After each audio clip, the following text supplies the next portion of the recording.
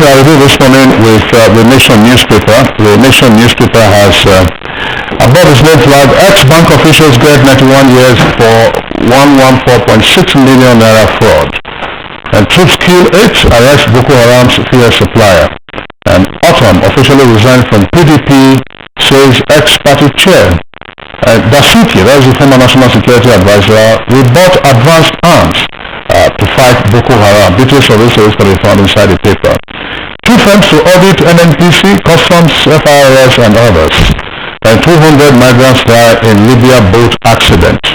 Now, how corruption and leadership hamper NDLA's drug war. That's a special report that I started yesterday. Details, of course, can be found on pages 2 and 3 of the Nation. Now, list story, again, there was a list story in the paper yesterday. This is a follow-up. $2.1 million cash. That's the kicker. I'm ready for EFCC, says ex-NHIS boss. You can see the photograph there, along with the stack of the watts of US dollars allegedly seized from Abuja, who is also right in the photograph on the front page of the Nation newspaper. The writer says EFCC investigates 990 million naira land deal. Now, APC, PDP senators clash over anti-graft war, and flood kills 2 and destroys farmland in plateau communities. Those are the front pages. And by the way, just above the name flag of the Nation newspaper, it's how we spent 11 billion naira by PDP chair Secondus. Details of the story can be found on page 5. All right, Kingsley, I'll quickly take a quick look at the front page reports. Lead stories. Daily Sun arms deal. Dasuki opens up. That's how it captions it. Western powers sabotaged efforts to buy equipment. That story is on page 6. It's also a similar story that's making the front page of Daily Trust. And Daily Trust has its own caption this way: military equipped to face Boko Haram. Again, this is attributed to Dasuki, that's the former National Security Advisor. Military equipped to face Boko Haram, Dasuki. That's how Daily Trust puts that story. And there are other stories now. $2.1 million cash. Kingsley, you read this story earlier on about the former NHIS boss. But on this paper, it says EFCC hunts for ex-NHIS boss. That's a story that is on the front page of Daily Trust. And there's a picture story there that you see a hippopotamus killed by soldiers and hunters Wednesday night for terrorizing farmers around the Kowa Dam in Gombe State. You can see the details of this story on page 14. Just a little below the mark is FG, the federal government hired forensic firms to audit NNPC, FIRS, and others. That's the Daily Trust. Let me quickly take a Nigerian story, Kingsley. Sorry about that. Vanguard meets with Wari begins total probe of Jonathan's government. It's right there, has a couple of riders to that story. But just right on top there, you can also see anti-graft war. PDP senators tackle Buhari. And on the right-hand column, NEMA raises alarm over imminent flooding in states along River Benue. That story continues on page 3. There are, of course, other trending reports at the bottom of the Vanguard newspaper. Well, you talked about the hippopotamus that was put down. I'm sure that's where you have very viral animal rights groups that advocacy of the issues with the way the animal was put down. But let's go on now with our newspaper review. Blueprint is next. Blueprint has a kicker. Boko Haram. We bought sophisticated weapons, Dasuki says. Now, Britain to assist Nigeria in fight against terror. Details of these stories can be found on page 6. Now, the photograph on the front page of Blueprint has a caption. Pieces of street lamp poles cut into pieces by Boko Haram members, which they use in making improvised explosive devices as well as other weapons. And these were discovered by Nigerian troops during a search around Dikwa in Borno State. That was yesterday. Story is in better detail on page 7. Now, Reps probe 17 billion naira withdrawal from Sokoto Basin Authority account. Again, details on page 6. Probe Tinubu, Amechi and others. PDP tells EFCC. Details of that on page 5. And Kaduna adopts single treasury account, closes others. increase workers' salary to reduce corruption. NLC tells federal government. Okay, the last paper from me, The Guardian. Hope rises for local refineries. That's the lead story. It has two riders. Reading PHRC, that's Port Harcourt Refinery, to operate at 90% capacity by 2016. And Port Warri, of course, yields 4.612 liters per day. It's on the front page there. There are other stories. Boko Haram abducts 135 villagers in Cameroon. A number of riders companies that Jonathan's government acquired sophisticated weapons.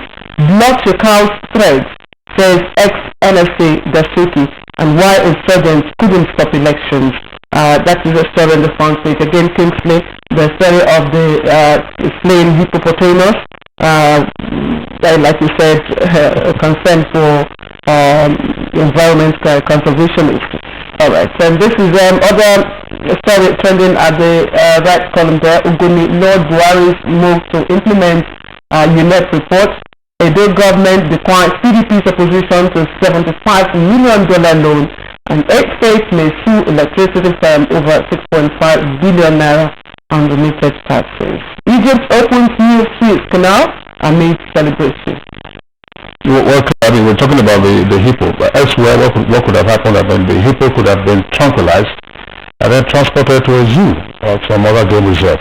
Now, Emefiele, that's the new telegraph. Emefiele, that's the kicker. CBN working with FG to recover looted funds and rules out naira devaluation. Now, Reps probe JTF activities in Niger Delta, page 6 on page 10.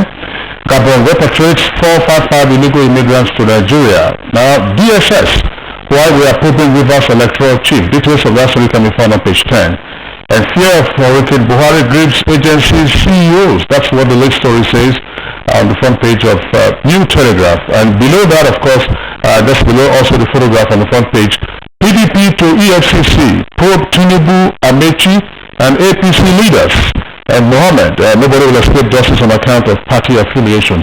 Details of that can be found on page 4.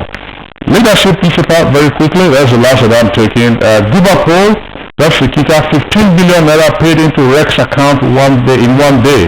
That's one of the northern states. Details can be found on page 60. We'll reduce lawmaker salaries and allowances, that's according to the Senate. And bank rogues back 91 years for 114.6 billion naira fraud.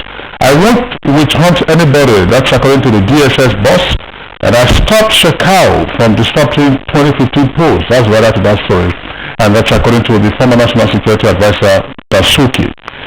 Those are the front pages from leadership and Bayer TV. Thank you, Kingsley. Well, let's start with the adventure of a lawyer. President Muhammad Buhari and Vice President Yemi Osinbajo have been sued at the Federal High Court by a lawyer. And he's saying that he's suing them for not making public their declared assets as they promised during the campaign. The lawyer is a right activist and he is Kabir Akinbudu, and he says that they violated section 172 of the Constitution and section 11, subsection 1 and 2 of the 5th schedule of the Constitution. For the benefit of that, section 172 states that persons in public service shall observe and conform with the code of conduct. And the other section will require that deals with declaration of assets, and it says immediately taking our office and at the end of office we are supposed to submit a written declaration of assets, and that's exactly what was done. However, he is making 3 demands of the court, that the court should state whether it is mandatory for the Code of Conduct Bureau to publish their assets, and secondly, to declare that the secret declaration was unconstitutional, and thirdly, to order that mandating a public and compulsory publication of their declared assets. Employers of labor have been enjoined to provide liberal working conditions to enable working class nursing mothers embrace exclusive breastfeeding. I can see Claire smiling. Wife of Lagos State Governor Mrs. Bolanle Ambode says exclusive breastfeeding is critical for a child, especially 1 hour after birth up to 6 months. In fact, an expert says 30 minutes after birth up 62 years. In fact, on the program that I listened to, the presenter was a female. She screamed for 2 years, and the expert said, in the ideal situation for a boy, it's supposed to be up to 4 years. Well, in the campaign, it was said that the working environment should be made globally. There should be global action to make working environment conducive for women, for those in formal, informal, and in the home setting. It is said that to combine breastfeeding and work will help the community. The head of the Department for Community Health in Lagos State University Teaching Hospital, Dr. Yutunde Kuyi, called for laws to protect breastfeeding rights of working women. There are concerns about pension, and you may recall that yesterday it was said that the pension asset of the pension in Nigeria has increased considerably, and the assets were put about 4,746 billion. It was also said that as of December last year, about 120,046 joined the pension. But pensioners who left service in the last 4 to 6 months have not received their pension. Many of them are under the contributory pension scheme. And since they left, their bond that was supposed to have been completed while in Pencom and sent to their PFA has not been sent. And they are lamenting what will become their fate. Meanwhile, Governor Nasir El-Rufai of Kaduna has made good his threat that all those who have taken over lands in public schools will forfeit them. This demolition continued yesterday. Meanwhile, he also has asserted that no Nigerian living in Kaduna will be considered second-class citizens. He said, for Kaduna to be great, we must all draw a line on non-indigenship. He was receiving a report submitted by Martin Luther Agoy on peace initiatives in Kaduna. Kaduna has suffered a plague between ethnic and religious divide. We were talking briefly a while ago about the fate of a hippopotamus. This and Kingsley was raising the issue about conservatives, about animal rights. An American dentist went hunting on vacation in Zimbabwe. He was given permission to go and hunt lions. He killed a lion that is known as Cecil. Cecil is a popular lion that is known by all tourists who visit Zimbabwe. For that American dentist is to be tried, and if he is found guilty, he is going to jail for 15 years. The opposite of it is what happened with the hippopotamus in Gombe. There is Dadikowa Dam that is infested with a lot of hippopotamus. But this particular one that was killed was known to be very notorious. It was destroying farmlands, and in the last 2 years, it has killed 5 people in fact. And so the sought permission of the state government and the hunters and the military went out. And so the hip of that hippopotamus is now in the pot that has been tamed by the hunters and is now meat for the others. Well, but I was wondering, is that a business of soldiers and hunters? That's why you have park rangers. Well, this was outside the park. Incidentally, the name of the dam where there is called Dadikowa, which was joy for everybody. And you would be surprised. The people around there were very joyous, happy that the hippopotamus has been put down. Particularly that it was devastating their farms, and they have killed about 5 people. Just before we let you go, I'd just like to add that we need not overstress the issue of breastfeeding. We talked about that yesterday, and I'm glad people are bringing it up and up again. It's just for sensitization and for government to understand the importance of breastfeeding in the life of a child. Thank you very much. And also dispel some myths. In fact, on the program, it was said that it is safe to breastfeed even when you are pregnant. Kingsley alluded to that yesterday, and I know what my comments were. It has also been proved that that's not the case, on the contrary. All right, Bayo, thank you and enjoy your weekend. Thank you very much. You're watching Good Morning Nigeria. It's reaching you again live from our studio here in Abuja. It's the NTA.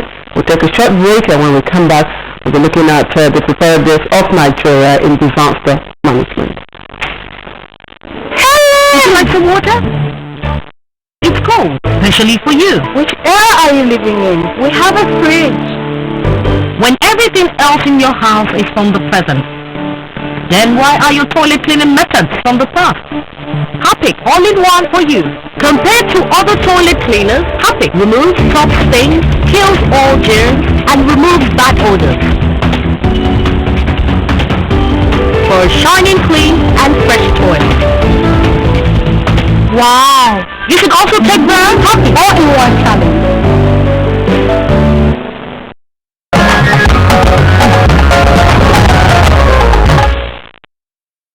Alright, welcome back. If you've just joined us, you're on to Good Morning Nigeria and right on time for the start of our conversation. Now to the issue of the day, disaster management in Nigeria. Let's start with this background on the subject of disasters put together by Makut Simon Marcham. Communities in Benue and Kogi states must be in a very apprehensive mood now following news that Cameroon plans to release water from the Lagbo Dam. The great flood of 2012, which devastated both states, was traced in part to this same action. Overall, the 2012 floods affected 30 of the 36 states in Nigeria, resulting in the death of 363 people and displacement of over 2.1 million people. The National Emergency Management Agency NEMA is reported to have indicated that overall the floods of that year was the worst in 40 years and affected about 7 million people with estimated damages and losses put at 2.6 trillion naira. These losses could have been mitigated in some instances but for systemic failure which has hampered Nigeria's national response mechanism. The 2012 flood disaster is therefore a constant reference point in discussions on the capacity of Nigeria to handle disasters. Disaster generally refers to any threatening event, natural or man-made, potentially damaging within a given time, period and area. National disasters include situations such as earthquakes, landslides, tsunamis, volcanic activity, avalanche, floods, extreme temperatures, drought and wildfires, as well as cyclones and storms. Major environmental changes, many of them man-made, are also causing vulnerabilities to disasters through climate change, land use changes and degradation of natural resources. Some examples include land degradation, deforestation, desertification, wildland fires, loss of biodiversity, land, water and air pollution, climate change, sea level rise and ozone depletion. Man-made or technological disasters also include displaced populations from wars and crises as well as industrial and transport accidents. While preventing disasters is a priority, the bigger issue now is how to respond to disasters when they occur. This is why having functional disaster management institutions at all levels of governance in Nigeria to prepare for, prevent, mitigate, respond to and recover from disaster events remains a key issue that need to be examined and addressed.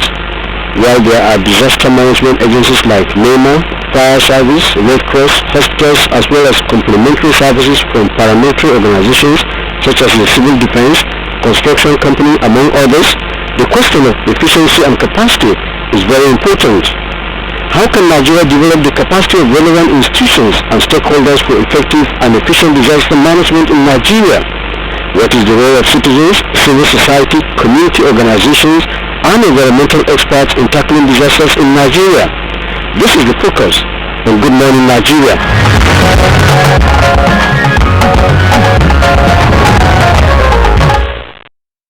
Thank you very much there, Makut, for that background report. Now, to get the conversation started, we're being joined here in the studios by our first set of guests. Let me welcome at this time Malam Al-Hassanu, is Director of Disaster Risk Reduction at the National Emergency Management Agency, NEMA. Alhaji Al-Hassanu, Malam Al-Hassanu, welcome to the program. Good morning. Okay. And we also have with us Meriga, so sorry, I've been grappling with the correct pronunciation, Meriga Umar.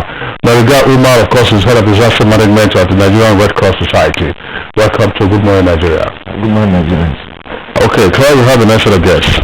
Indeed, Kingsley, and I also like to welcome the two gentlemen here to Good Morning Nigeria. And joining us from Kaduna Center is Professor Edwin Busi. He is of the Center for Disaster and Development Studies of the Ahmadu Bello University, Zaria. Thank you for coming, Prof. Good morning, Nigeria. quickly start with you. We understand you have been actively engaged with this subject. So, how prepared is Nigeria for disasters of any nature?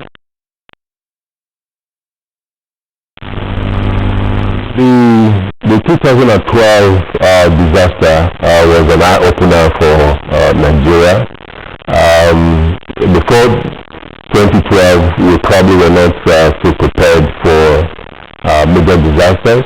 But since 2012, I think NEMA, in collaboration with development partners and maybe the Red Cross, we have put together structures, facilities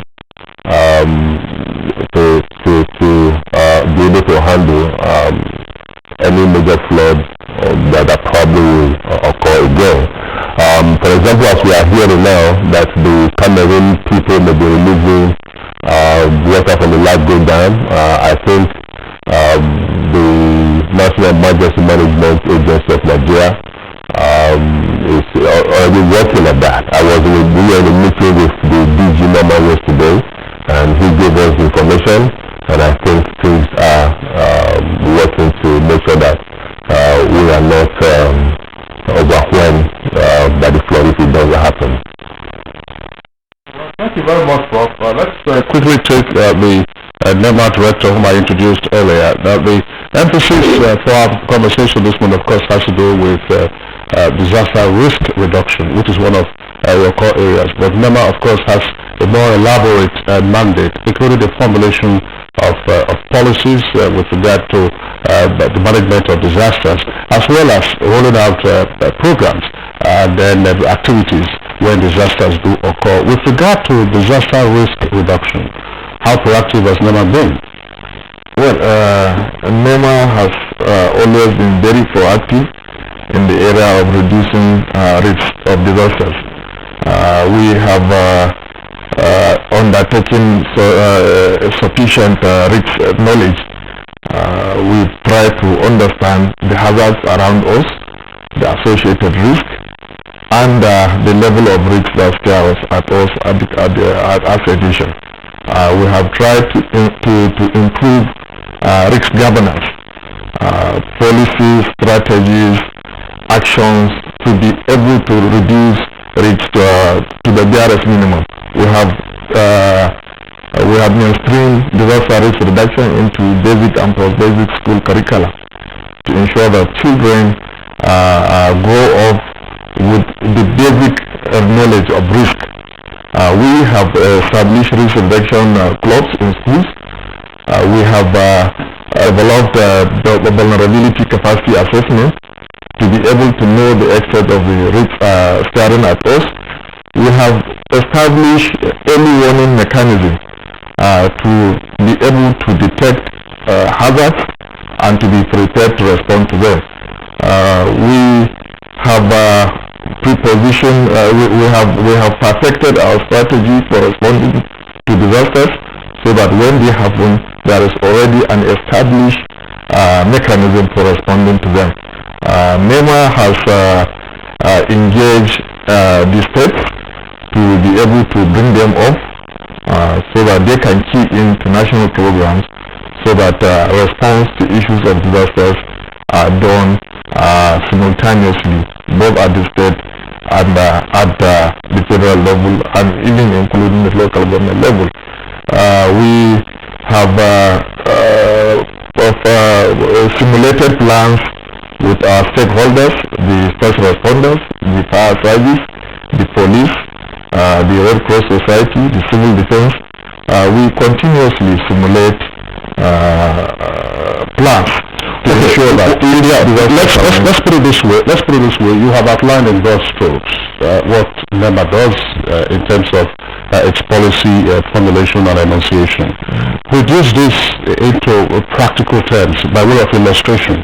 For instance, what kind of risks are most prevalent in our country, and which zones are more vulnerable to certain kinds of risks or certain kinds of disasters?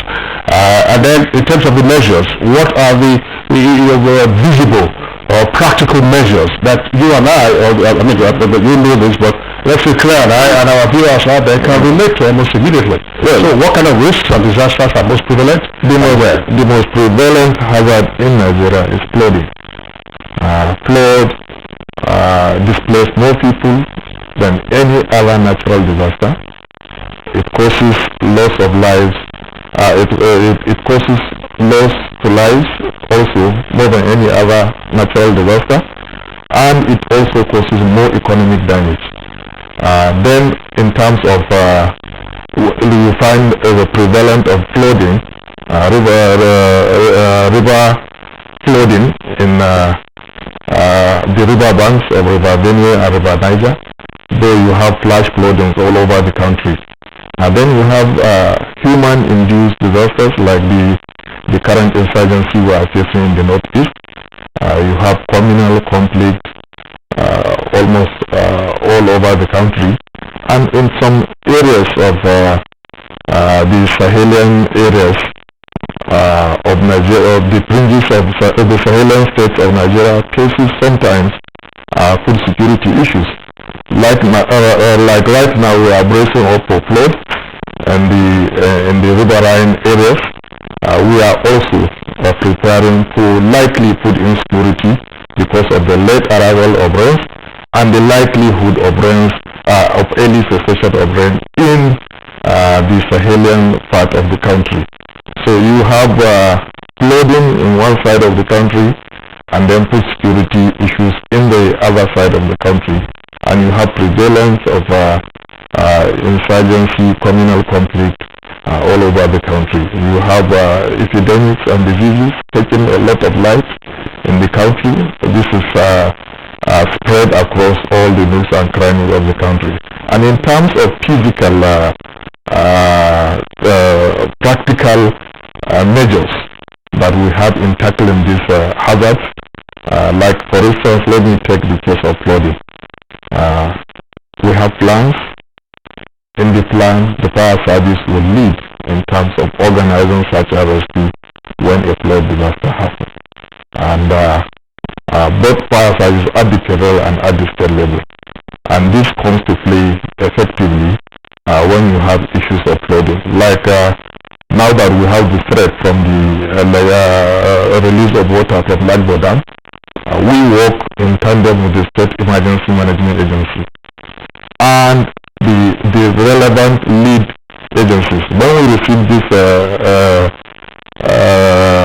alert, we immediately alert the state governments, alert the state emergency management agencies, alert the first responders, the police, the civil defense, the fire service, on the need to sharpen our mechanism for responding to this imminent threat.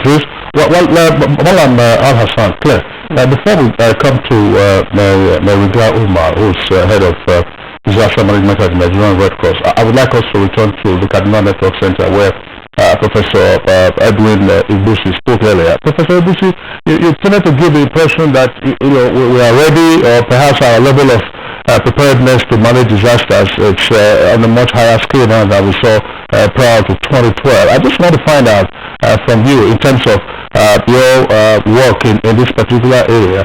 Look, in Benue, we were told, clearly to recall, we had when we had the program some weeks ago on the rainfall patterns for this particular year, we were told that the volume of water in River Benue is much more than the volume of water in River Niger, for instance.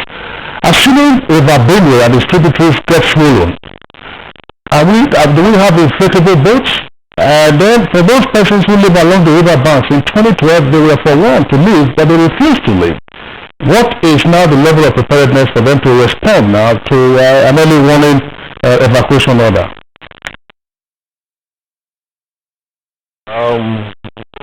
Like Al-Hassan said earlier, I think the arrangement is that the state emergency management agencies are setting up emergency response teams, which such a structure was not available in 2012, before 2012.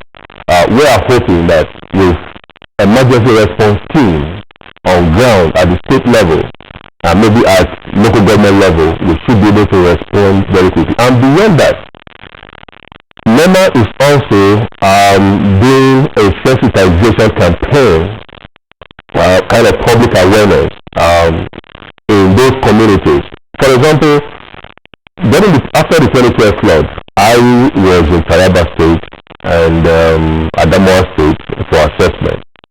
And one of the things I observed was that those communities, in less than 8 weeks after the flood, they were back into their settlement. Those settlements were ravaged, were cleared by the Benue flood. When I asked them, I said, why are you establishing? They said, well, what happened was just a coincidence. It probably will not happen again. They are not going to happen again. That their ancestors lived in those environments for years and centuries. I said, no, it's wrong. The climate is changing. This river Benue that was almost close to the riverbed in the past, like you said, it's rising, it's swelling up. Compounded by the fact that the Cameroon people are releasing water into the river.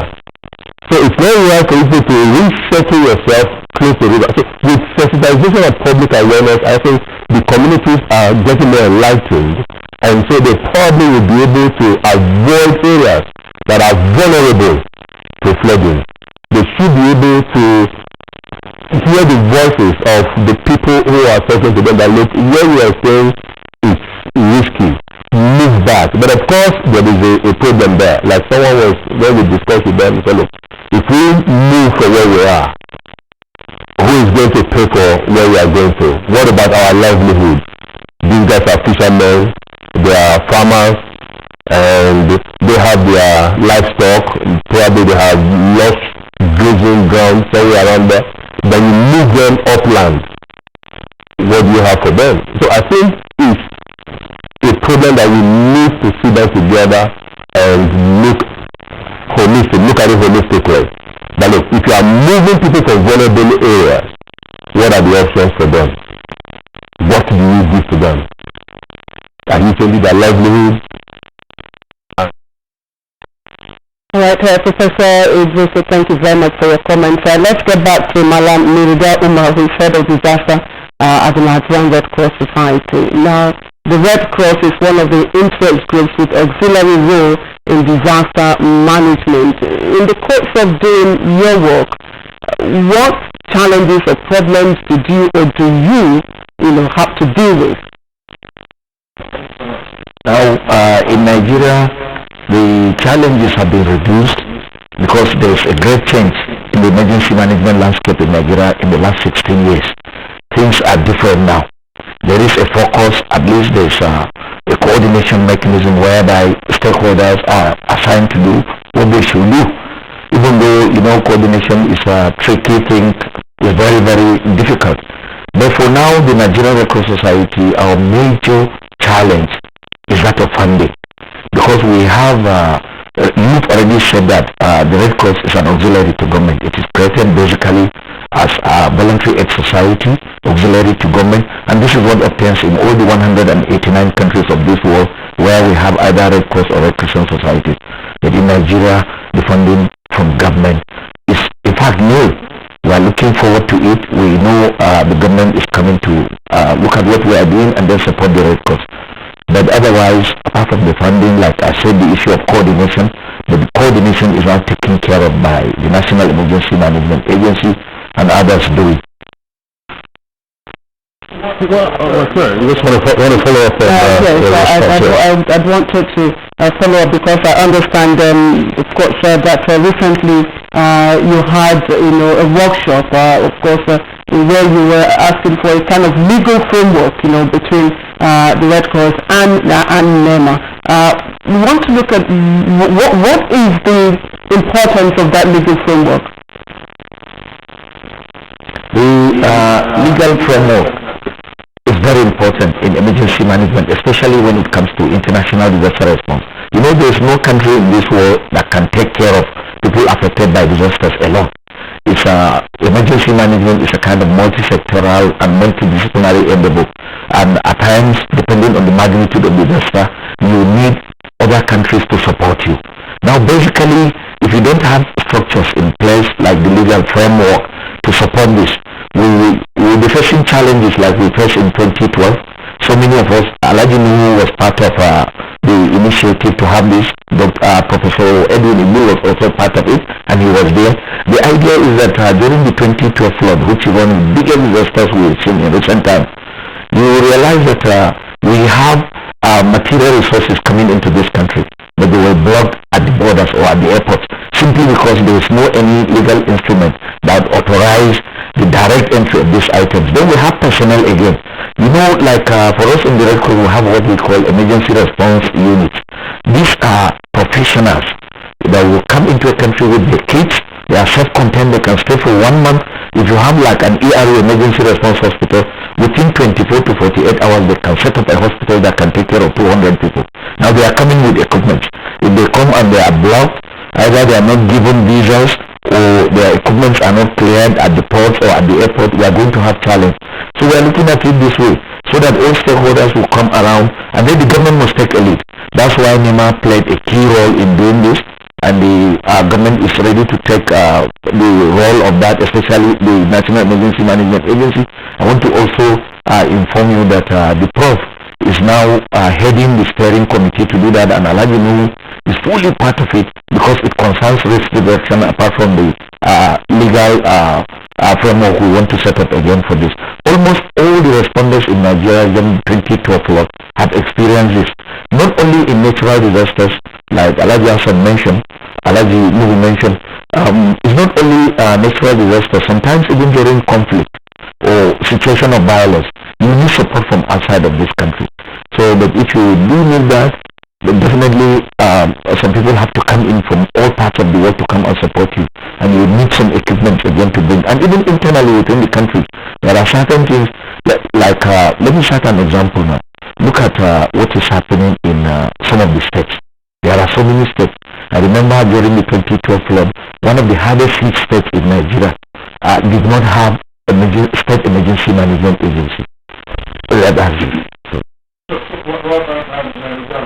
come back to you to elaborate on some of the practical issues. But I'm sure that a number of our viewers often see this, played out on television. A disaster happens somewhere, and then you find international NGOs and governments almost immediately deploying all kinds of material, particularly tarpaulin for the construction of makeshift accommodation and tents, rather than having them in shacks. And you find, mattresses, you find all kinds of bedding, and then the necessaries that you need to carry on your day-to-day life, at least until there's some stability, which is why the question goes to NEMA, Al Hassan. How equipped is NEMA at the federal level? And then, what are you seeing at the state level? Because now, from time to time, we do see reports of SEMA, many state emergency management agencies. Are your warehouses full, with necessaries in any eventuality that you can immediately deploy? What is your collaboration with state agencies? Well, NEMA as an institution of the federal government is equipped, is prepared. But preparedness has to run through the 3 tiers of government that we have. We have prepositioned materials already in 12 locations, in 12 states in the country and the headquarters. We have a contingency plan. We have a humanitarian coordination forum at the national level. And we also cultivate the states to do the same. If you observe in 2013 and 2014, the states seems to be better equipped, better prepared than 2012. They have also toed a line of the National Emergency Management Agency. Most of them in 2013, they have prepositioned materials also to be able to respond to issues of disaster. They have also prepared their own state contingency plan to key into the national contingency plan. They also make awareness and sensitization campaigns to the general public. We seem to have the state seems to gradually appreciate the desirability of being prepared, the desirability of looking at the issues of disaster management in all its gamut. You see, Claire, I know that you have a question you're going to ask Mariga. Mariga, look, we're on INGO, that's International Non-Governmental Organization. We've listened to Malam Hassan. Yes, we are prepared, warehouses are okay. So that we don't get overwhelmed when problem, strikes, or when some disaster strikes. From your intelligence gathered in terms of level of preparedness, what are you seeing at the federal level, state level, as well as the local government level? Do we have our warehouses full and capacity ready to be deployed? Clarify a point here. The idea is that the Red Cross, as the biggest and oldest humanitarian organization in this world, we've been operating for the past 151 years, is not an NGO. It's not a non-governmental organization, neither is it a civil society, and it is not governmental. So the three arms of the Red Cross are designated as non-governmental humanitarian agencies. Remember, the Nigerian Red Cross Society is a creation of Nigeria's parliament, and we were created by an act of parliament, the Nigerian Red Cross Act of 1960, just like we have the Nigerian Police Act, the Nigerian Army Act, the Nigerian Air Force Act. This is how we are created, and we are created to work independent of government and other agencies, and we do this in a neutral and impartial way. So this is what we are. Right. Are you a governmental organization or an international non-governmental organization? We are a non-governmental humanitarian agency, a creation of government. We are created by the federal government of Nigeria, yet we are not answerable to the government of Nigeria. So we are supposed to work independently, because we are a humanitarian organization, and the way we work is we work through what we call NIHA, neutral, impartial humanitarian action. Question I asked earlier, in terms of, I said that Malam Hassan was talking about the level of preparedness, they are ready, the warehouses are full. From your findings, is this the case, and do you have the capacity to respond if disaster strikes? Like we said earlier, for us in the Red Cross, we are auxiliaries to government. If NEMA has stock preposition, it's more or less like the Red Cross has stock preposition. Even though on our own way, we try to preposition whatever stock we need. Like, visitors give notice. What is happening is like the early warning signs we are now seeing.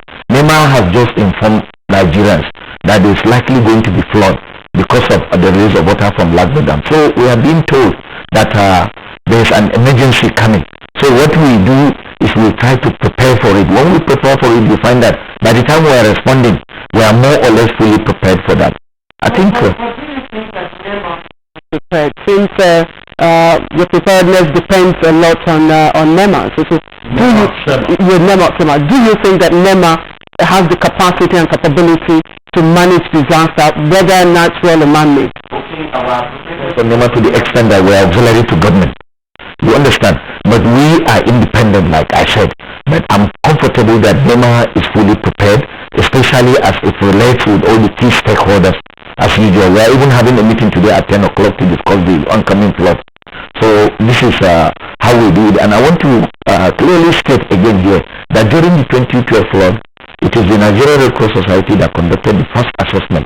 What we did, because we don't have funding, we conducted an assessment in 12 states. After the conduct of this assessment, this is how we responded, because this is what we can do. We are not like a government agency like NEMA. NEMA can cover much more than that, maybe 3 or 4 times that. But I want to tell you that for us, we are still, as an emergency organization, we are ready, and we have confidence in the leadership of NEMA as a coordinator of emergencies in Nigeria. Okay, Malamega, we'd just like you to tell us, because you are in the heat, you are the practical side of disaster management. How do you react or take on disasters that are man-made, that are caused by man? Assuming they all right, I think it's women. What we say here is we don't have man-made disaster, we have human-made, because sometimes even women are involved in causing disasters. So it is human-made. Actually, when it is human-made, and sometimes you have technological disasters, the way you respond to human-made and technological disaster is really different from the way you respond to natural disaster. Because when you see natural disaster, it is nature against man. So people come in solidarity to fight whatever is happening to them. Whereas when it comes to human-made disasters like the conflict we are having, you see it is man against man, and this is terrible. There are certain things you take into consideration, like the security considerations. For us in the Red Cross, because this is our field, what we do is we have what we call safer access. So all our volunteers, we rely on volunteers. All our volunteers are trained on how to access human-made disasters. You don't just go anyhow. We have seen examples during the explosions in Jos, in Maiduguri and others. When you quickly go to respond, then you find that another secondary explosion is coming. So this should be taken care of by responders, so that at least we'll be aware of all these things. This is what we do generally. Because as long as what we say again is a dead first aider is no good to anyone. You have to be alive to help somebody, and nobody says you should kill yourself because you want to give humanitarian service. Let's take a look at the recent warning coming from NEMA about the release of water from the Labgo Dam in Cameroon. Do you think now that is man-made, isn't it? Do you think that we have the capacity now to manage that? It's not really man-made. This is what we call natural hazard-induced disasters. Flood can be caused by humans. That is what we have, like in urban floods, in cities where drainages are blocked. We intentionally do not create drainages. That is what we do. But for this one now, it is excess runoff of water because there has been rain, and then the dam is full and people are releasing water. It's all part of, I think, natural hazard-induced disaster. But then there are so many ways flood can be avoided. Flood is one of the disasters that it can be prevented, but it can be mitigated. And this is what NEMA is doing in coordination with the key stakeholders. All right, Mariga, thank you very much. Professor Ibusi, back to you. Again, it's been part of a national experience that when disaster strikes, yes, whether human-made or natural, help comes usually the first time, and thereafter the victims are left to fend for themselves. What can we do better this time around to ensure that the kind of conditions that we find persons who are victims of disasters, those conditions will not endure for too long? And I say that inhuman conditions will not endure for too long.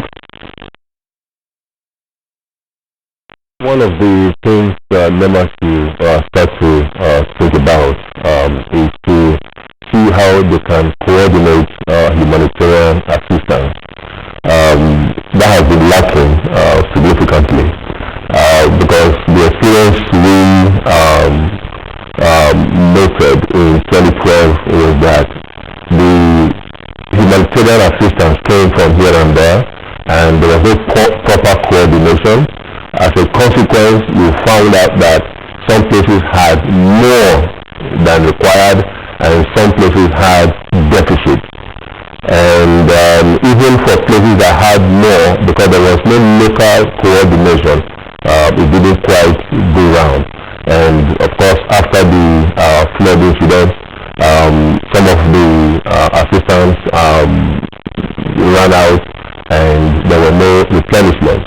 So I think what NEMA should do is to try as much as possible to coordinate all these humanitarian assistance wherever they are coming from, and be able to organize where they go, monitor them, track them, and ensure that these things get to their destinations. And above all, should be able to work on issues of sustaining such supplies. Now let me give you this information.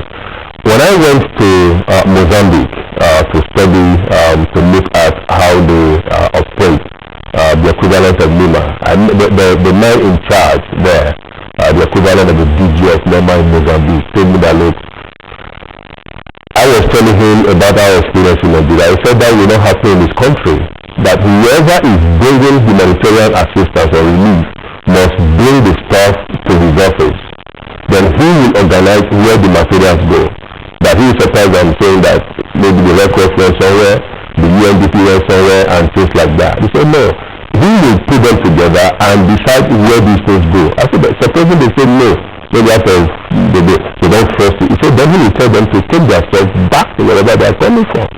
So it is important for us to be able to organize this thing there, because if we remember as a coordinating agency in disaster management to be able to tell where the needs are.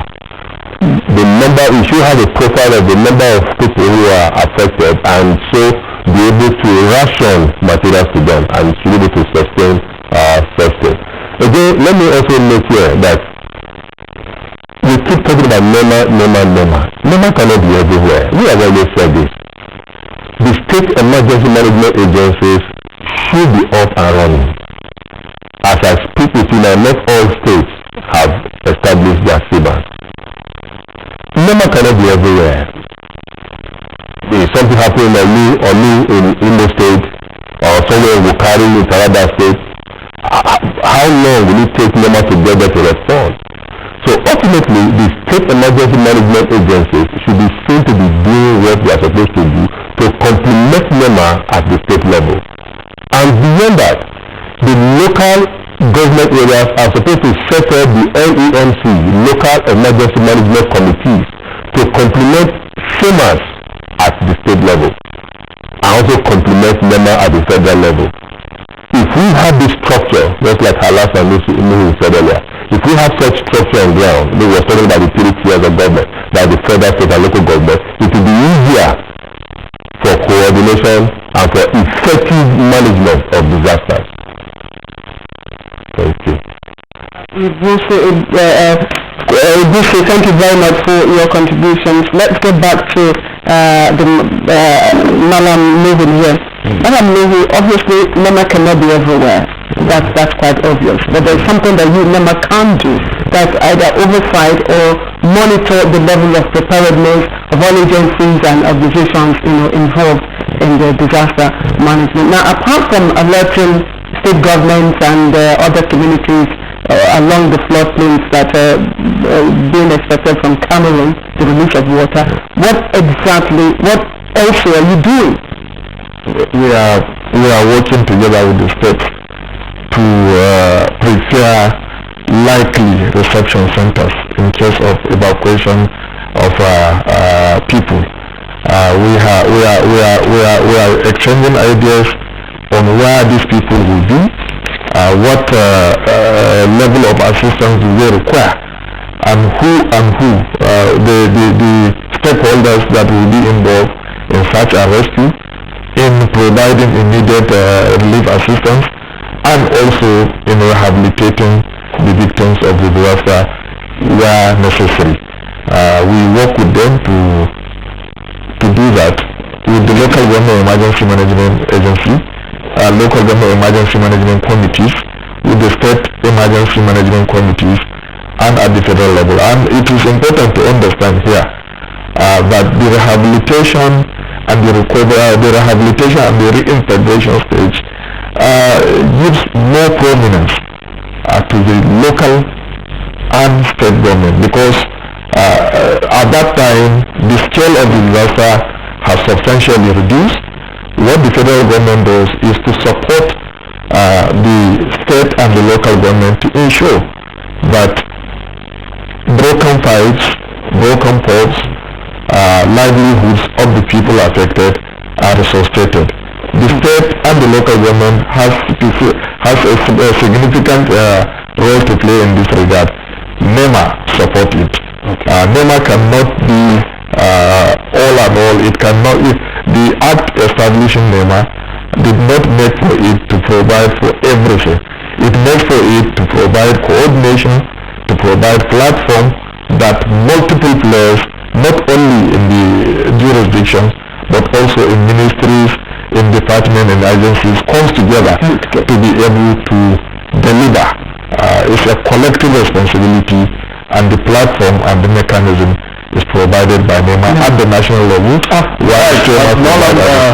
Malam Hassan Nuhu, Director of Disaster Risk Reduction at NEMA. We'd like to thank you for being with us on the program this morning. Thank you very much. We also would like to thank Neriga Umar, who is head of disaster management of the Nigerian Red Cross. Thank you for spending time with us and for your contribution. Thank you so much. Of course, we still have with us the Cathedral Network Center, Professor Ibusi. Professor Ibusi will keep you on hold in the meantime while we go on this break. I'll be joined by another set of guests. You are watching NTA, Nigerian Television Authority. For more information and news updates, visit our website at www.nta.ng, or you can follow us on Twitter at NTA News Now, or you can like us on Facebook at NTA Network News. Stay connected on our YouTube channel at www.youtube.com/NTA News Online. Watch our live stream at www.nta.ng/live. NTA, YouTube is the reach.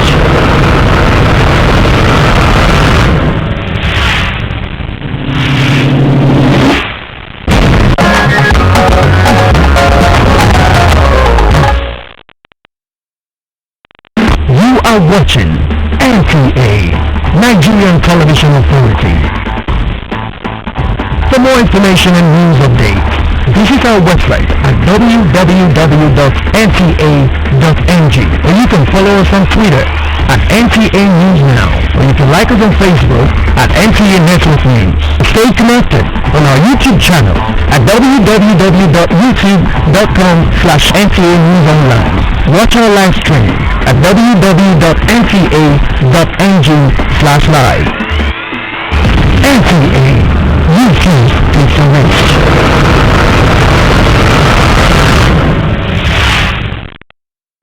Well, you're watching Good Morning Nigeria from the network service of the Nigerian Television Authority, Abuja, and we're discussing disaster management in Nigeria. Now, we're not being joined by two other guests here in the Abuja studio. First, let me introduce Dr. Adeyi Emmanuel Adesoji. He's the Assistant Commandant General, Disaster Management and Medical Department at the Civil Defense Corps. Thank you, Doctor, for joining us. Thank you, ma'am. And also sitting right in front of me is Mr. Quintus Azogo. He's Assistant Controller General Policy, Regulatory and Inspectorate Department of the Federal Fire Service. Thank you very much for joining us. Thank you. All right. Remember that we still have Professor Ibushi at our Kaduna Network Center. But let's start with Mr. Azogo at the Federal Fire Service. From your assessment and inspection, does Nigeria have adequate fire cover? Federal, state, and local government. Well, thank you very much. I've been on this program. I was on this program sometime, and I did say that a study was carried out sometime in 2012, and the report of that study carried out shows that Nigeria does not have a viral fire service. We don't have a viral fire service in terms of equipment. We don't have in terms of firefighting infrastructure. We don't have in terms of personnel and training. And then that study also revealed that the public firefighting, the strength of the public firefighting personnel is not up to 10,000. And if you look at it and then compare with the population of the country, it is taking about 160 million. The ratio is about 1 to about 20,000, whereas the international recommended standard says that for every firefighter there has to be provide service to 1,000 of the population. So in terms of personnel, we are not nowhere near it. In terms of fire stations, we are also nowhere near it. And I just want to point out that about 90% of the fire services we have in Nigeria is controlled by the states, leaving about 10% to the federal. So the situation is more pronounced at the state level.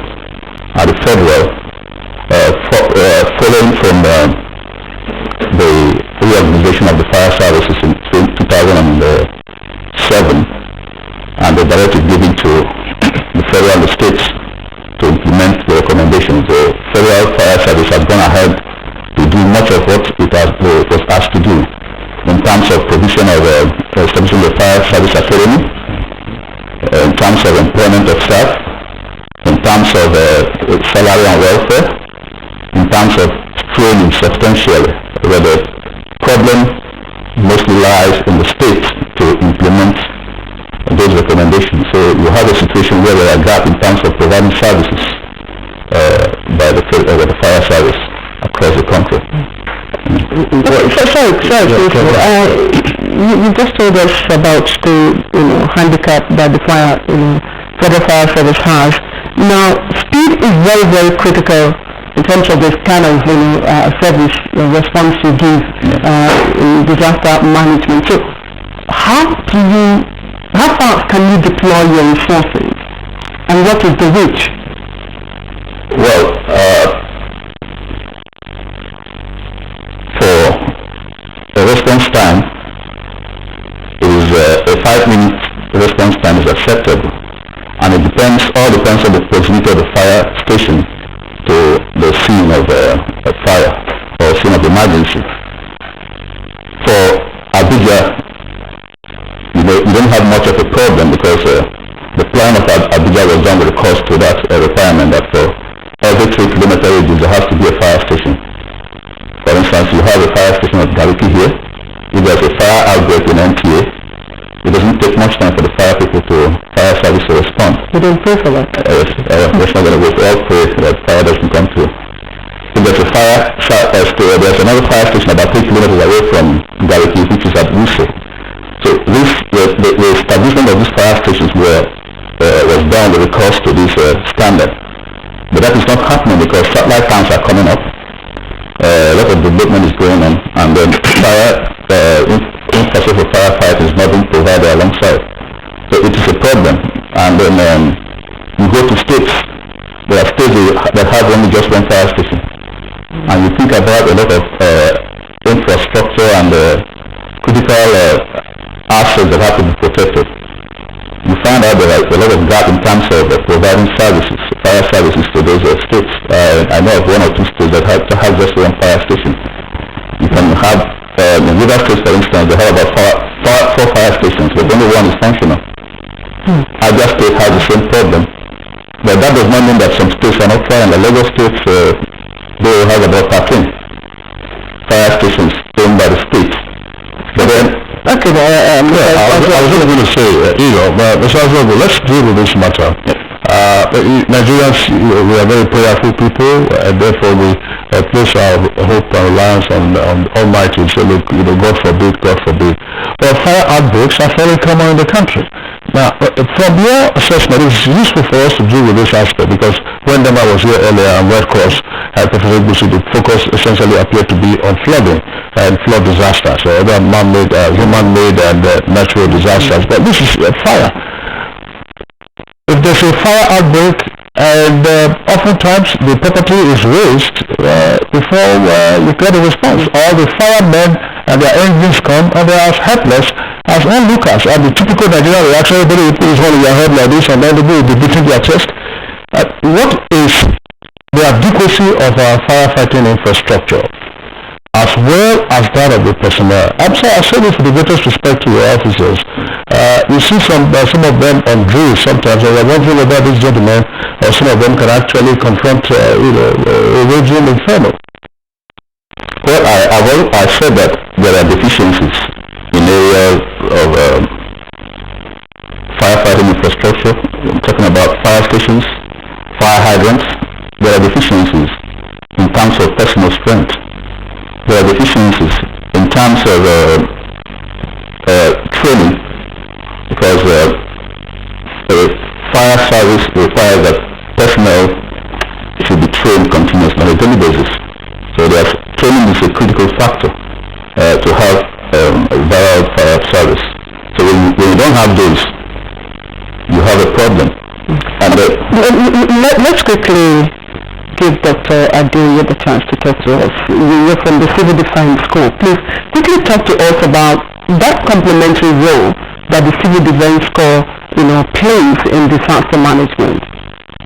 Thank you, Madam.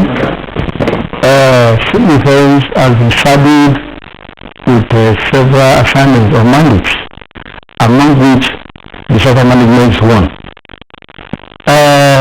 Our roles in disaster management is domiciled in the 4 pillars of disaster management.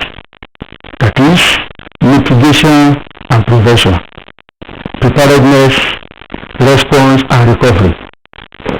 So, we have to ensure that we follow international best practices. The Civil Defense Corps as an agency has packaged training programs and men. How do you react to response? Okay.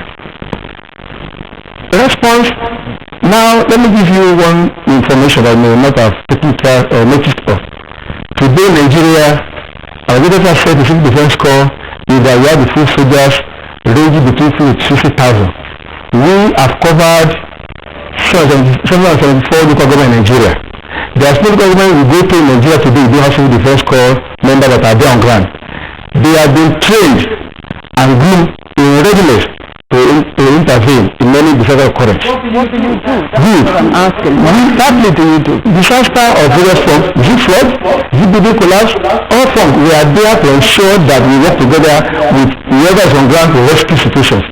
We are in rescue in tandem with fire service, in tandem with NEMA, in tandem with police and other stakeholders. We are just everywhere to ensure that whatever form of disaster happens, we are there in rescue, evacuation, and we secure that local environment to prevent miscreants from looting and whatever they do there. That is the response. Flood control has been an issue in terms of disaster management. How do you deal with that? Oh, that is our main focus. We ensure that we don't allow miscreants to get access to the site of incident. And that one we ensure by coloring the place with our men that are well equipped with gadgets to ensure that only authorized people are allowed access to the site of the incident. Okay, well, Dr. Adesoji, thank you for your initial response. We'll come back to you, but Professor Ibusi at our Kaduna Network Center, you listened to the two gentlemen, fire service and, of course, civil defense. I'm wondering, in terms of the adequacy of fire fighting infrastructure, I mean, it's common knowledge. Fire engines run, to the scenes of fire incidents, and after the first attempt at battling the inferno, you see they run out of water, and then you see the men there, they are helpless. We don't have fire hydrants, and yet the fire service officer is saying here that, Baraki will respond in 5 minutes or 3 minutes. I think I want to agree totally with Mr. Azogo's assessment of the fire service. I'm not too sure about the assessment he was referring to, but I know that UNHCR, United Nations Office for the Coordination of Humanitarian Assistance, UNOCHA did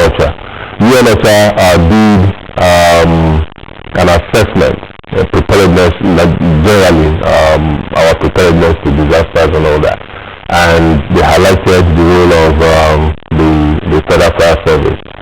And if I will paraphrase some of their comments, that the equipment they have, they saw are obsolete, and that the people there, the fire service personnel are ill-motivated, and that there were some negative things they used. So I want to agree totally with Mr. Zogi's comment.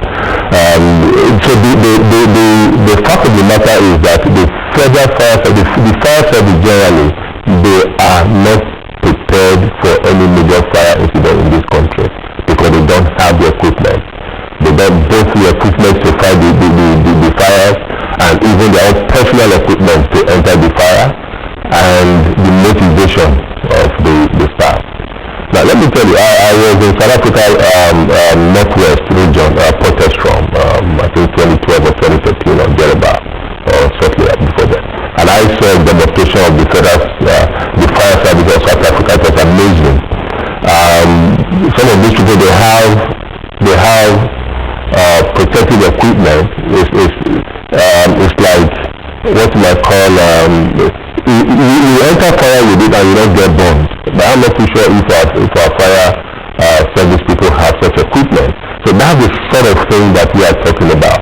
And of course the fire engines too. Like he said, you probably will see the fire engines in Abuja. But get out of Abuja, get to the state. The example we give of Port Harcourt, I'm not too surprised. Now, even that one fire station that he says is River State Port Harcourt, get out of Port Harcourt, get to the settlements outside the Port Harcourt. Of course, there will be no fire service.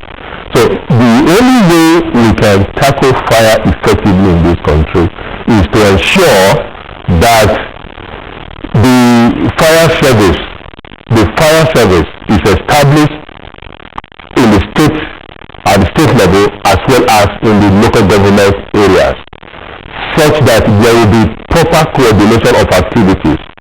We shouldn't leave the whole fire fighting thing to the federal level. If we do that, we are missing the point. And we should be able to support the state level, advocate at the state level that look, the state should be able to establish viable fire service that can handle fire incidents in this country. Until we do that, we are not anywhere near. That is why we find that even our local markets, it has become an annual event. The market will completely burn down completely before anything is done. And of course, when the fire people get there, there's a popular saying that even when they get there, they get there late. And sometimes they say sometimes their machine, their fire engine doesn't have battery to even start. Even when they start, they have to go and get water first and stuff like that. It shouldn't be business as usual. We should get away from that and start to think positively. Well, Professor Ibusi, the points you just made now the points are fairly common knowledge. But to Nigerians and to stakeholders, the surprise is that on the one hand, yes, they may not have the batteries to power their fire engines, but you find some of the buses riding in convoys and in gleaming saloon cars. So they would appear to be paying more attention to their bureaucratic privileges than in actually doing the work for which they were set up in the first instance. So I would like to agree with you, but the point is now to come on to Mr. Azogu one more time. Mr. Azogu, you see, yes, the federal fire service is doing its best, as you have indicated. You have your challenges, but are you operating alone? If disaster strikes somewhere, what are the response levels? Federal, state, I'm just saying, if something happens in a state, who goes first? Who goes next? And how do you collaborate? Well, I listened to Madam Olive of NEMA, and all that he said about planning was very much in order. We relate with NEMA with regards to actions to be taken in the event of a disaster. And also, we are also in touch with the state fire services. There's a platform where the federal and the state meet. There's also another platform where we call the National Council on Fire, of which the Minister of Interior is the chairman, and the commissioners supervising the fire services in the states are also members, where policy-related decisions are taken. But the problem is implementation. You talked about talked about the plans.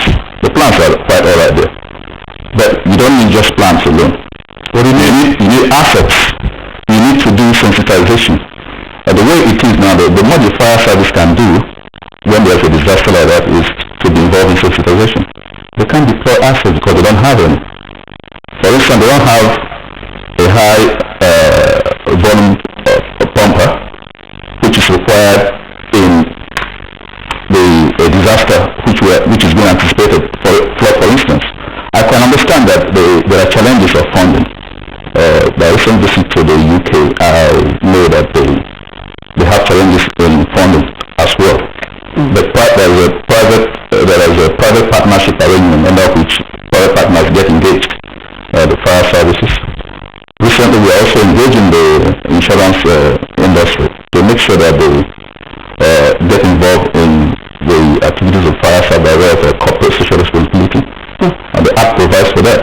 So the government cannot do it alone. But then I think there is need for a policy statement to be made that will compel the state governors to take the issues of fire service seriously, because like I said, 90% of the fire services are owned by the state fire services. They need to do more with regards to that. Thank Okay. Thank you, Mr. Azogo. Let's get back, of course, to Dr. Adoyi of the Civil Defense Corps.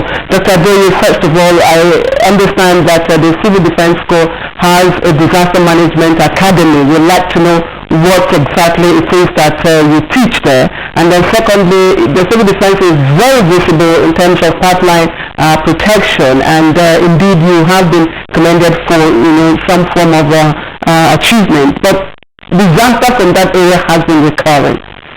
Is there anything more that you can do? Thanks a lot. Before I answer your question, let me do a lightning statement. I know you may be aware that the Civil Defense in charge is currently in charge of national asset and critical infrastructure of the country today. And what am I saying that by this? Critical asset of the nation includes the non-limited tool, pipeline, as I mentioned, as the commonest tool, gas and oil installations, telecommunication industries. All this one are the ways we want to protect. And we want to strive in proactiveness by which we forestall threat from occurring. That's what I was trying to tell you, that all our activities are enshrined in the first stage of disaster. Preventive measure. We make sure that just today, in connection with the Nigerian Navy and other agencies of government, to make sure that we nip in the bud the occurrence of devastating disasters that have occurred. Now back to the college in Katsina. Part and parcel of the policy makers there, we have a curriculum for our students, both internal and external. The curriculum for the intermediate classes are there, the junior ones are there, and for the executive class like mine. So we have been conducting that, and the Kaduna State government has been helping us. We have conducted several seminars for agencies. The youth have been there, and we are still going further to make sure that the ICDA, which is the world body, Ambulance Civil Defense Corps, to make that place West African Sub-Region center, to make sure that we train people in the West African Sub-Region to ensure that we upscale the knowledge of disaster management, whether mitigative, preparedness, response and recovery, to make sure that we are responding to our international mandate. Okay. In terms of the pipeline vandalization, which has been recurring, what more can you do, to predict and prevent it? We have moved from analog style to digital. Over the years, we have been deploying our men with their rifle or pistol, whatever the case may be. But we saw that we cannot learn our people all over the length and breadth of this country to nip in the bud. So we have resorted into procurement of some modern gadgets that work on pressure to trigger alarm to the control tower to let us get this thing done. But like my colleague from has just said, budgetary allocation, budgetary approval has been a challenge for us. We are still there, government is listening to us, and in this season, in due course, we shall take care of the roots. But that will store all these gadgets at the critical center of the pipelines. But then they try to tamper with it, we shall give us a signal, and we shall deploy our combatant ready personnel to make sure they prevent them from sabotaging national assets. Okay. Well, Dr. Adoyi, thank you very much. Now, one last question for Professor Ibusi. Professor Ibusi at our Kaduna Network Center. Well, the management of the built environment is always posed a challenge for response, for disaster management in general. High-rise buildings, you ask yourself where are the fire escape routes. Then you also ask yourself the layout of many neighborhoods or many settlements. Development is haphazard. What can be done? The corrective measures, or to say, okay, going forward, let's see what we can do so that if states and local governments now decide to assume greater responsibility in response to disaster management, in particular fire management now, what can we do in seeking to correct our management of the built environment?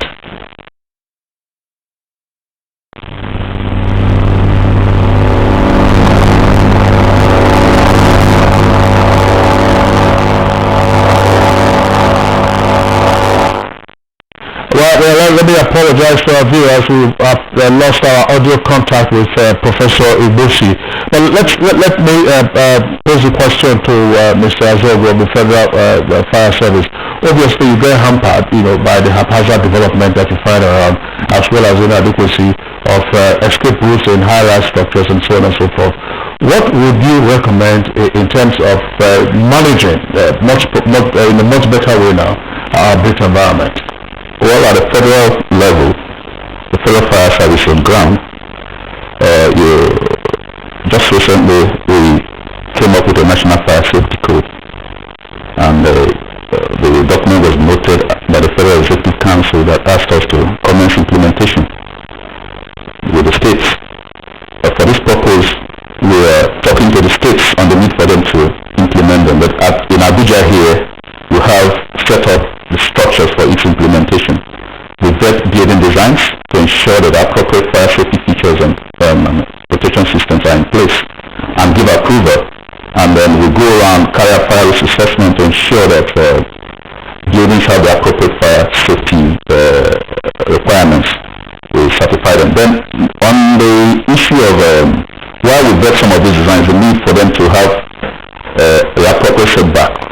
In case there's a fire outbreak, we need to deploy our assets around the building to get in for that. So we ensure that these things are in place. We are also talking to the states to strengthen the capacity of the personnel in the states to be able to carry out this function. But it appears that this function is being taken over by other professionals who don't have relevant skill and knowledge to do just that. So that boils down to the need to strengthen the state fire services to be able to carry out this function. Okay, well, Professor Azogo, thank you very much. Our engineers tell us that our audio connection to Kaduna is back. Professor Ibusi, if you can hear me, just respond very briefly to the question I asked earlier. Yes, I was saying that one way to go is to ensure that we make people to comply with land use plans. People should build where they are supposed to build. People should not build in vulnerable areas, like people who build on water courses in floodplains. Of course, they become highly vulnerable. That's the first thing. And secondly, within the housing itself, people should adhere to building codes. Exit points, fire extinguishers, and stuff like that. If people adhere to all those rules and regulations, I think we will be reducing incidents of disaster, particularly fire disaster, to a good extent. What we observe now is that people build without regards to labor rules and regulations, building codes, in terms of the materials they use, in terms of design and all that. And even the town plan, people don't respect regulations about where to build and where not to build. The other time, the FCT administrator became unpopular because he was enforcing rules and regulations that people should build where they're supposed to build, and people should not build on top of pipelines and things like that. So I think one way to go is, if we do things like this control, we probably will be getting there. All right, Professor Edwin Ibusi of the Center for Disaster and Development Studies, Ahmadu Bello University, Zaria. We thank you for coming to our program this morning. What? Thank Dr. Adeyi Emmanuel Adesoji, Assistant Commandant General, Disaster Management and Medical Department of the Civil Defense Corps. Thank you, Dr. Adeyi. Thank you. And last but not the least is Mr. Quintus Azogo, Assistant Controller General, Policy, Regulatory and Inspectorate Department of the Federal Fire Service. Thank you. Thank you very much. Alright, this is Good Morning Nigeria. We're getting to the last leg, as Kingsley will say, of this program. You are watching NTA, Nigerian Television Authority. For more information and news updates, visit our website at www.nta.ng, or you can follow us on Twitter at NTA News Now, or you can like us on Facebook at NTA Network News. Stay connected on our YouTube channel at www.youtube.com/NTA News Online. Watch our live stream at www.nta.ng/live. NTA, you choose information.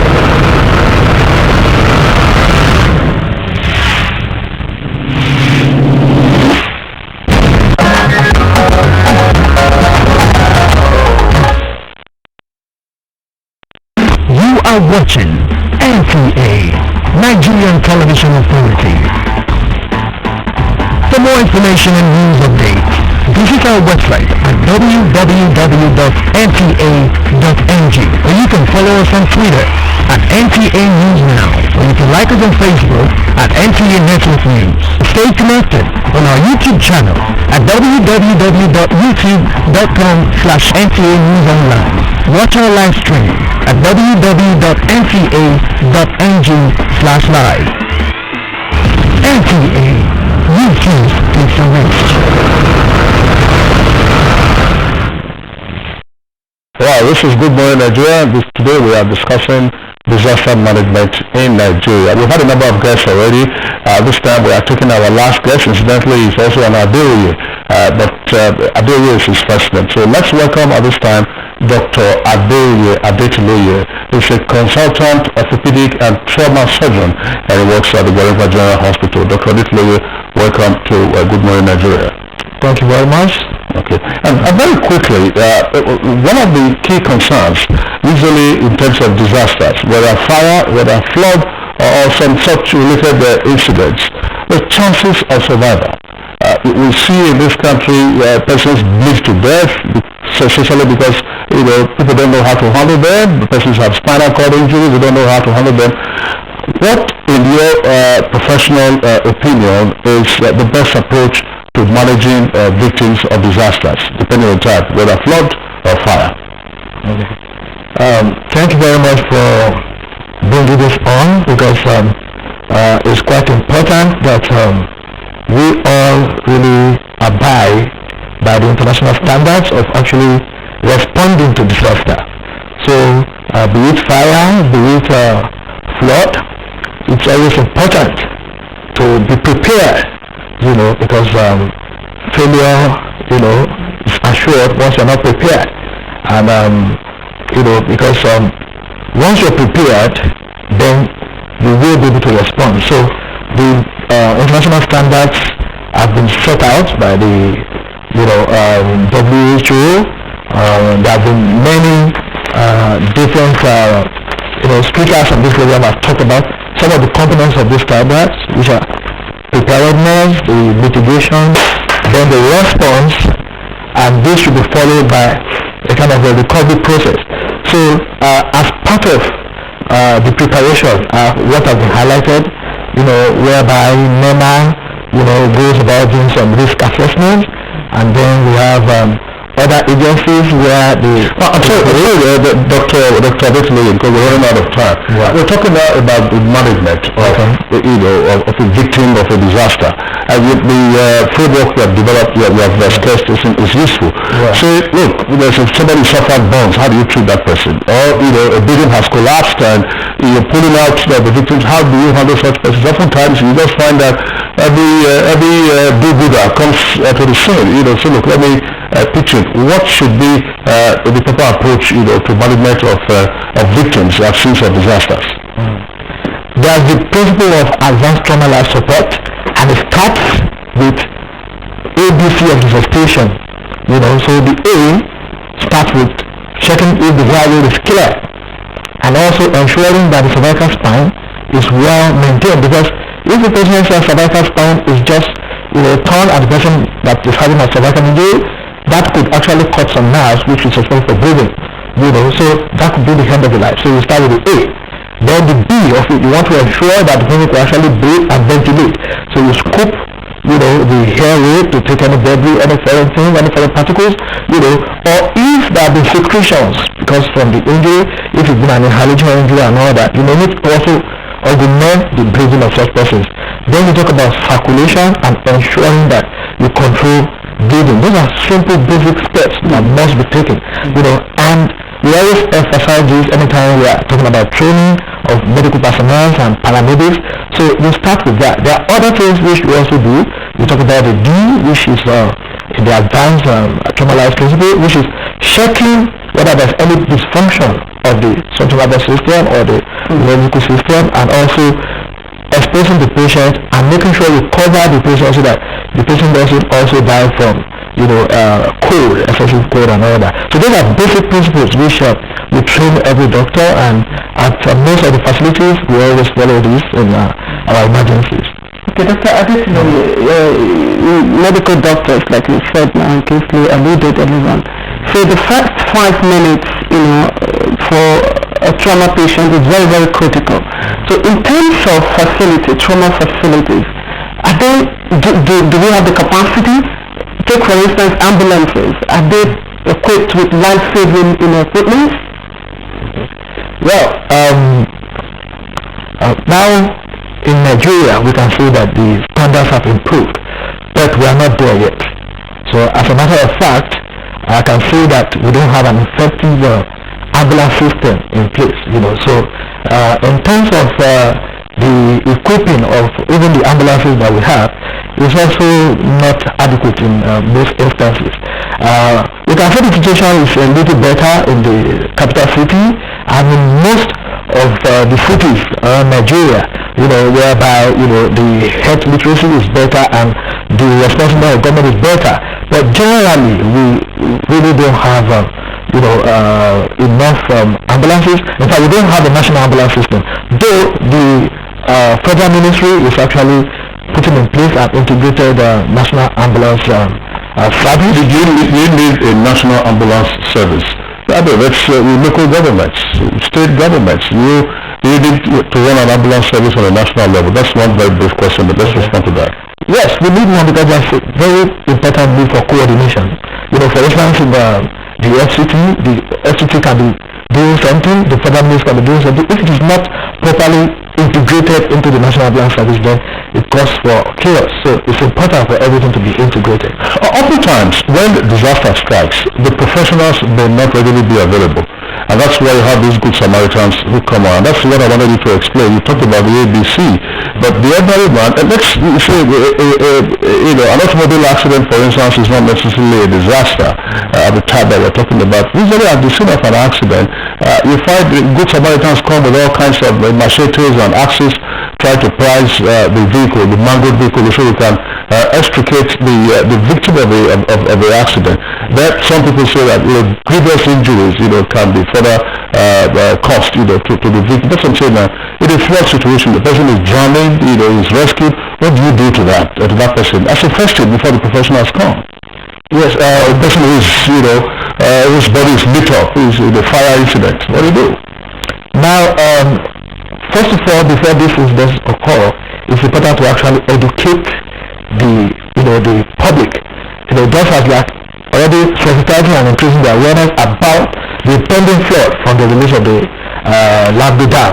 So we start by training the people, informing them adequately.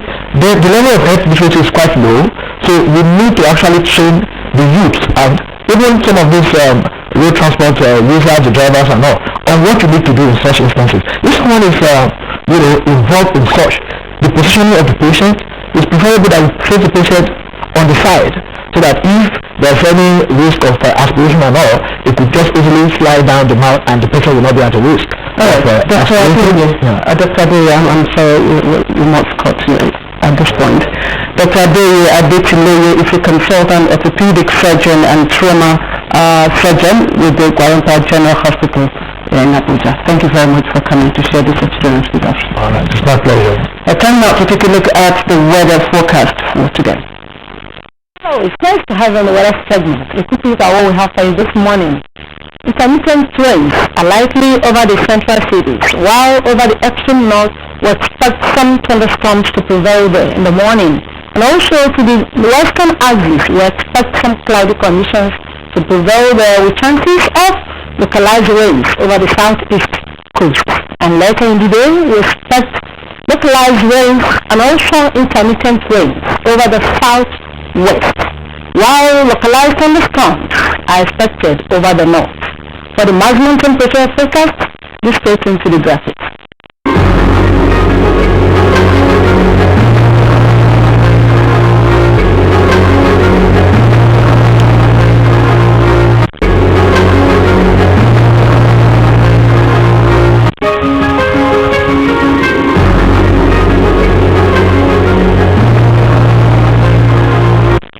And that's the weather forecast from the National Weather Center. Bye for now. And that rounds up Good Morning Nigeria for today and for this week. From me and the rest of the GMN crew, we thank you for watching, and it's goodbye from all of us here in Abuja. You enjoy your weekend. Also, wish you a lovely weekend. The program returns same time, 7 o'clock in the morning, and that's